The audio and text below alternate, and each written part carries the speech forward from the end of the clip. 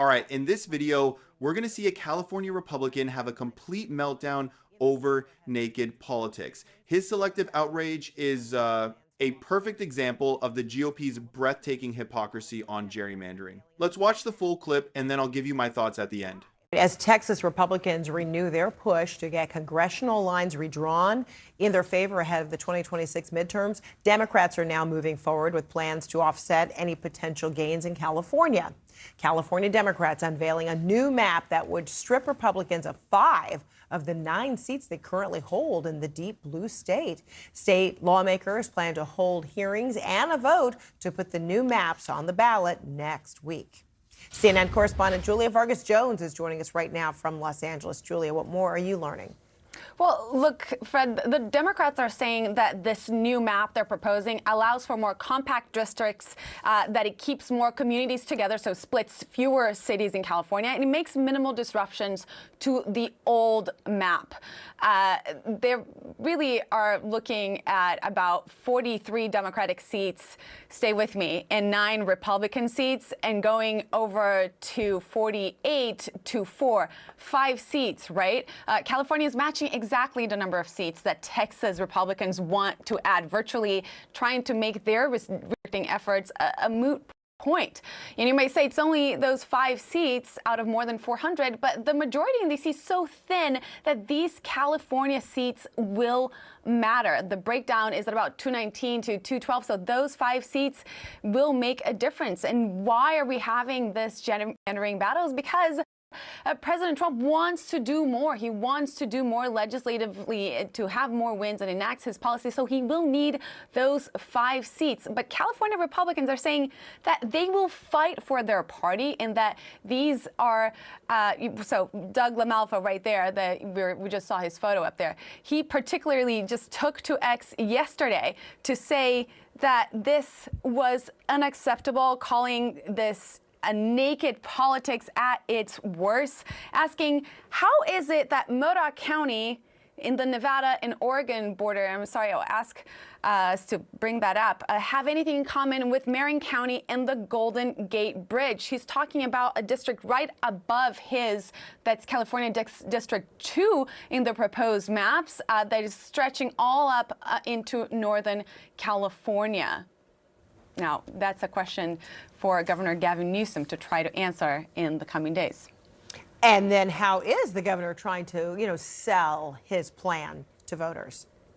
Well, he's taken a page out of President Donald Trump. Over the past 24 hours, the governor has been extremely vocal in poking fun at the style of the president. He had a press conference on Thursday where he announced that these changes were coming, Fred. And then he also took to X and posted a post that says, many people are saying, and I agree, that I, Gavin C. Newsom, deserve the Nobel Peace Prize. Why? Because of the most incredible maps in the history of mapping.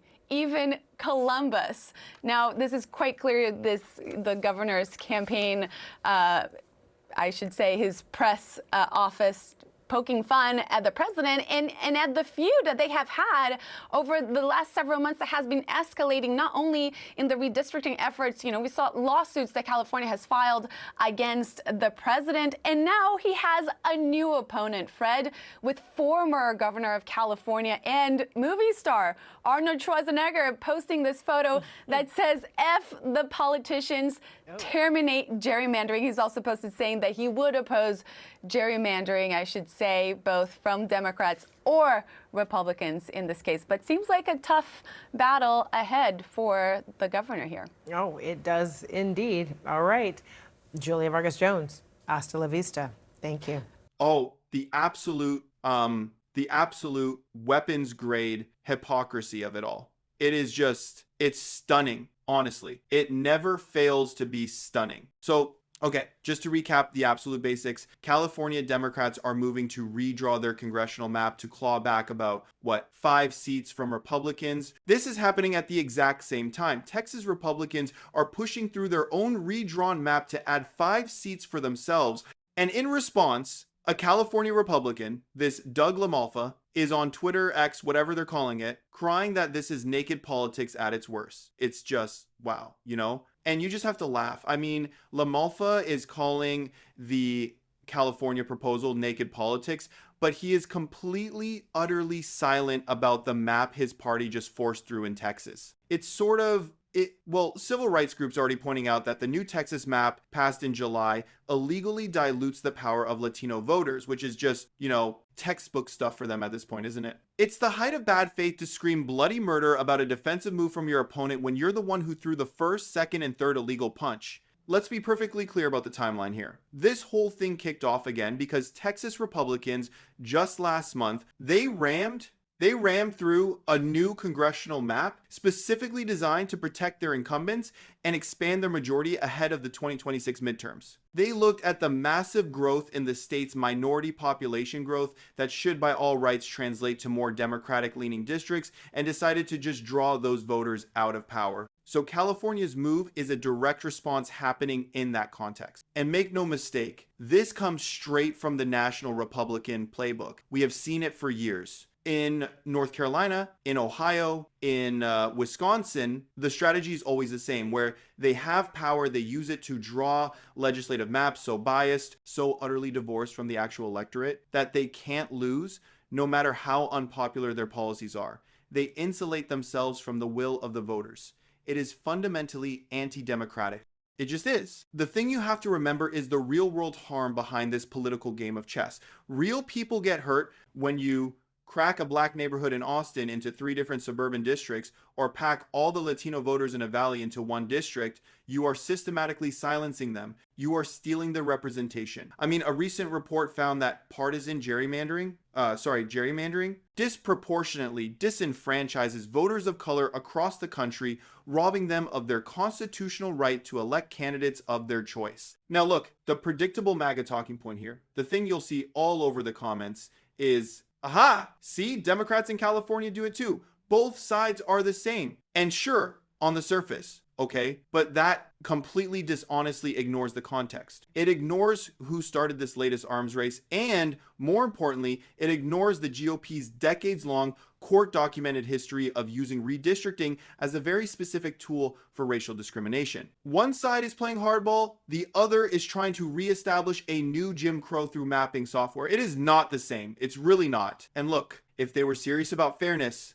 there's an obvious solution. I mean, real accountability would be a federal law that takes this power away from partisan politicians altogether and gives it to independent, nonpartisan commissions. Democrats actually passed a bill to do exactly that, the For the People Act. You know who blocked it in the Senate back in, when was it? 2021? Every single Republican. They had a chance to fix the system for everyone, and they chose to keep their thumb on the scale. Honestly, my blunt takeaway is this: the Republicans shrieking over California's map is simply the panic squeal of a bully who just got punched back for the first time. They're furious that someone is finally using their own playbook against them, because their entire strategy relies on their opponents playing by a set of rules they themselves refuse to follow. So this whole ugly mess really forces us all to ask a fundamental question. You know what I mean? Are we going to have a system where voters get to choose their politicians, or are we going to accept a system where politicians get to choose their voters? Because right now, one party is doing everything in its power to make sure it's the latter. Let me know your thoughts in the comments. While you're down there, hit the like button and